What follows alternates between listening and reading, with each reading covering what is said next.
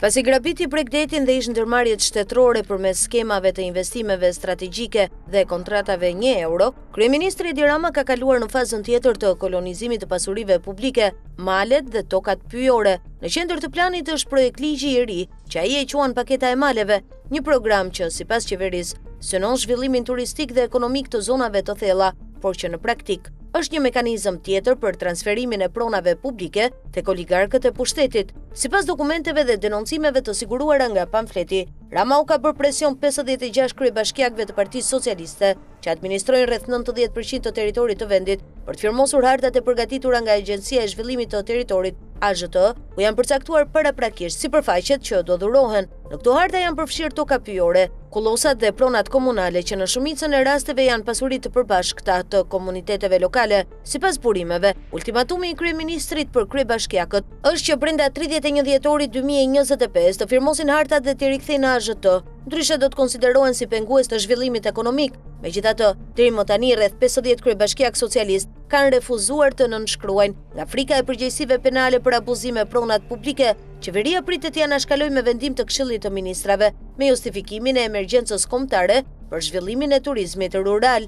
Ligji i ri është kopje e projektit 100 fshatra turistik, që në periudhën 2017-2023 përdor për të legalizuar grabitjen e 2200 hektarëve tokë publike për ndërtimin e resorteve në zonat rurale dhe bregdetare. Në total, përmes skemave të investimeve strategjike dhe kontratave 1 euro, qeveria ka transferuar mbi 4400 hektar pasuri shtetërore te klientët politik dhe familjarët e zyrtarëve të lartë. Tani, përmes paketës së maleve, të njëjtët oligark do të marrin toka pyjore, kullota dhe terrene malore në formë koncesioni për 10 deri në 20 vjet. Sipas Ramos, në projekt kanë shprehur interes 500 kompani, por burime nga Ministria e Turizmit pranojnë se aplikimet janë fiktive dhe do të përdoren si mbulesë për pastrimin e parave. Shumë prej këtyre investimeve parashikohen në zona të braktisura nga popullsia, ku nuk ekziston asnjë leverdi ekonomike reale përveç mbulimit të kapitalit të pist.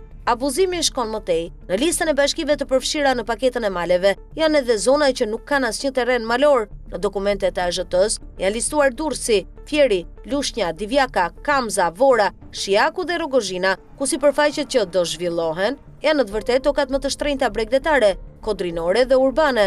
Në këto raste, projekti i maleve është thjesht maskë ligjore për ndërtimin e kullave, resorteve dhe vilave turistike në kodrat e Tiranës, në bregdetin e Durrësit dhe në Divjak. Në praktik, kjo është faza e 4 e programit të grabitjes që ka nisur me koncesionet, vazhdoi me energjinë diellore dhe po përfundon me tokat e mbetura publike në zonat më të leverdishme për ndërtim. Burime nga brenda qeverisë pranojnë se paketa e maleve është projekt politik për vitin elektoral 2027, i ideuar për të shpërblyer klientët financiar të pushtetit. Çdo projekt i tillë do të financohet me kapitale të paqarta që hyn përmes bizneseve të turizmit rural dhe resorteve ekologjike, të cilat nuk kanë as kthim real ekonomik. Në zonat ku popullsia është zhdukur dhe infrastruktura mungon, këto investime janë gjë tjetër veçse lavatriçe të parave të pistat të qeveritarëve dhe oligarkëve që kontrollojnë sektorin. Në fund, paketa e maleve nuk është program zhvillimi, është faza e fundit e grabitjes së tokave publike, pasdetit dhe fushave. Tani po privatizohen edhe majat e maleve, në një vend ku qeveria nuk administron dot as pyet,